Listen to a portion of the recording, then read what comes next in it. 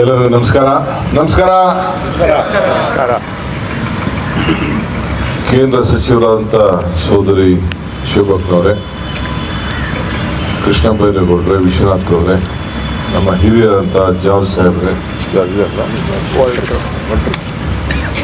ಶ್ರೀನಿವಾಸ್ ಅವರೇ, ಎಲ್ಲ ಅಧಿಕಾರಿಗಳೇ, ಮಾಧ್ಯಮ ಮಿತ್ರರೇ, ಎಲ್ಲ ಸ್ವಚ್ಛತೆಗೆ ಶಕ್ತಿ ಕೊಡಬೇಕು ಅಂತೇಳಿ ಬಂದಂಥ ಎಲ್ಲ ಮುಖಂಡರುಗಳೇ, ಮಹಾತ್ಮ ಗಾಂಧೀಜಿಯವರು ಸ್ವಚ್ಛತೆಯೇ ದೇವರು ಅಂತ ಹೇಳಿ ನಮಗೆಲ್ಲ ಮಾರ್ಗದರ್ಶನವನ್ನು ಕೊಟ್ಟಿದ್ದಾರೆ.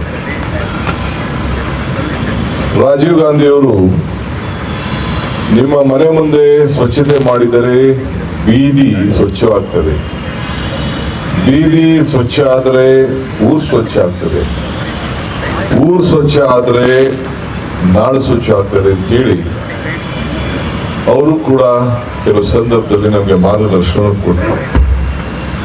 ಬೆಂಗಳೂರಿನ ಸ್ವಚ್ಛತೆ ಮಾಡಬೇಕಾದ್ದು ನಮ್ಮ ಕರ್ತವ್ಯ, ಆದರೆ ನಿಮ್ಮ ಬೆಂಗಳೂರನ್ನ ಕಾಪಾಡಬೇಕಾದ್ದು ನಿಮ್ಮ ಕರ್ತವ್ಯ. ಬೆಂಗಳೂರು ಸರ್ಕಾರ, ಬೆಂಗಳೂರಿನ ಆಸ್ತಿ ನಮ್ದಲ್ಲ, ಬೆಂಗಳೂರಿನ ಆಸ್ತಿ ಸರ್ಕಾರದಲ್ಲ, ಬೆಂಗಳೂರಿನ ಆಸ್ತಿ ನಿಮ್ಮ ಆಸ್ತಿ. ನಿಮ್ಮ ಆಸ್ತಿಯನ್ನ ಕಾಪಾಡಬೇಕು ಅಂತ ಹೇಳಿ ಈ ಒಂದು ದೊಡ್ಡ ಅಭಿಯಾನವನ್ನ ಹಮ್ಮಿಕೊಂಡಿದ್ದೇವೆ. ನಾನು ಪ್ರಾರಂಭದಲ್ಲಿ ಎಲ್ಲ ವೆಹಿಕಲ್ಸ್ ಅವರು ಯಾರು ತೆಗೆದುಕೊಂಡು ಡಂಪ್ ಮಾಡಿದ್ರು, ಅವರೆಲ್ಲರೂ ಕೂಡ ಪೊಲೀಸ್ ಅವ್ರಿಗೆ ಹೇಳಿ ಎಲ್ಲರೂ ಕೂಡ ನೋಟಿಸ್ ಕೂಡ ಇಶ್ಯೂ ಮಾಡಿಸಿದೆ, ಕ್ಯಾಮರಾಗಳಿಟ್ಟು ಎಲ್ಲ ಮಾಡಿದ್ರು. ಒಂದು 15 ದಿನ ಕಂಟ್ರೋಲ್ ಇತ್ತು. ಅದಾದ್ಮೇಲೆ ತಿರ್ಗಾ ಯಥಾಸ್ಥಿತಿ ಮಾಡ್ಕೊಂಡು ಬಂದಿದ್ದಾರೆ. ಈಗೂ ಕೂಡ ನಾನು ಪೊಲೀಸ್ ಅವ್ರಿಗೆ ಹೇಳ್ತಾ ಇದ್ದೇನೆ, ಯಾರು ಆ ರೀತಿ ಕಟ್ಟಡವನ್ನ ಪರ್ಮಿಷನ್ ಇದನ್ನ ತ್ಯಾಜ್ಯವನ್ನ ಪರ್ಮಿಷನ್ ಇಲ್ಲದೆ ನಿಮ್ಮ ಜಾಗದಲ್ಲಿ ನೀವೇನ್ ಗುರ್ತು ಮಾಡಿದ್ದೀರಿ ಆ ಜಾಗದಲ್ಲಿ ಹಾಕ್ಲಿಲ್ಲ ಅಂದ್ರೆ ಆ ವಾಹನಗಳನ್ನ ಸೀಸ್ ಮಾಡುವಂತ ಕೆಲಸ ಮಾಡಬೇಕು ಅಂತ ಹೇಳಿ ಕಟ್ಟಪ್ಪಣೆಯನ್ನ ಅವ್ರಿಗೆ ಕೊಡ್ಲಿಕ್ಕೆ ನಾನು ಇಚ್ಛೆ ಪಡ್ತೇನೆ. ಯಾಕೆಂದ್ರೆ ಅವರೇ ಎತ್ಕೊಂಡೋಗಿ ಹಾಕೋರೆಲ್ಲ. ಸೊ ಅದು ಬಹಳ ಜಾಗೃತಿಯಿಂದ ಇರಬೇಕು. ಇದು ನಾವು ನಾಗರಿಕರಿಗೆ ಸಿವಿಲ್ ಸೆನ್ಸ್ ನಾವು ತರಬೇಕು, ಜನರ ನಾಗರಿಕರನ್ನೇ ಇದು ಉಳಿಸ್ಕೊಳ್ಬೇಕು.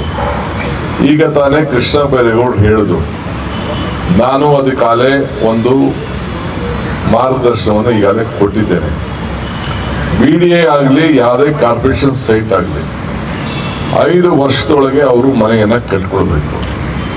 5 ವರ್ಷದಲ್ಲಿ ಮನೆ ಕಟ್ಟಲಿಲ್ಲ, ಒಂದು ಸ್ವಚ್ಛತೆಯನ್ನ ಅವತ್ತಿಂದಲೇ ಅವ್ರು ಕಾಪಾಡಬೇಕು. ಒಂದು ಮನೆಯನ್ನ ಕಟ್ಟಲಿಲ್ಲ ಅಂದ್ರೆ ಅದಕ್ಕೆ ಡಬಲ್ ಟ್ಯಾಕ್ಸ್ ಸಿಸ್ಟಮು, ಇಲ್ಲ ಅಂದ್ರೆ ವಾಪಸ್ ಸೈಟ್ ಅನ್ನ ಪಡ್ಕೊಳ್ಳುವಂತ ವ್ಯವಸ್ಥೆಯನ್ನ ಮಾಡಬೇಕಾಗ್ತದೆ. ನಿಮ್ಗೆ ಏನ್ ಬೇಕು ಎಲ್ಲ ನಾವು ಸಾಲ ಎಲ್ಲ ಬ್ಯಾಂಕ್ಗಳೆಲ್ಲ ಕೊಡ್ತದೆ, ಮನೆಗಳಿಗೆ ಕಡಿಮೆ ದರದಲ್ಲಿ ಕೊಡ್ತದೆ. ನೀವು ಚಿಕ್ಕ ಮನೆ ಯಾರು ಕಟ್ಕೊಳ್ಳಿ, ಆಮೇಲೆ ಬೇಕಾದ್ರೆ ಹೊಡೆದಾಕ್ಬಿಟ್ಟು ದೊಡ್ಡ ಮನೆ ಕಟ್ಕೊಳ್ಳುತ್ತೆ. ಆದ್ರೆ ಮನೆನೇ ಕಟ್ಟೆ ಖಾಲಿ ಇಟ್ಕೊಂಡು ಬರೀ ಇನ್ವೆಸ್ಟ್ಮೆಂಟ್ ಅಂತ ನೀವು ಇಟ್ಕೊಂಡು ಕೂತ್ಕೊಂಡ್ರೆ ಅದು ನಾವು ಸರ್ಕಾರದವರು ಅಲ್ಲಾಗುವಂತ ಎಲ್ಲ ಅನಾಹುತಗಳಿಗೆ ಸ್ವಚ್ಛತೆಗೆ ನಾವು ಜವಾಬ್ದಾರಿ ಆಗಲಿಕ್ಕೆ ಸಾಧ್ಯ ಇಲ್ಲ. ನಿಮ್ಮ ಆಸ್ತಿ ನೀವು ರಕ್ಷಣೆ ಮಾಡ್ಕೊಳ್ಬೇಕು, ರಾಜ್ಯದ ಆಸ್ತಿ ನಾವು ಕಾಪಾಡಬೇಕು.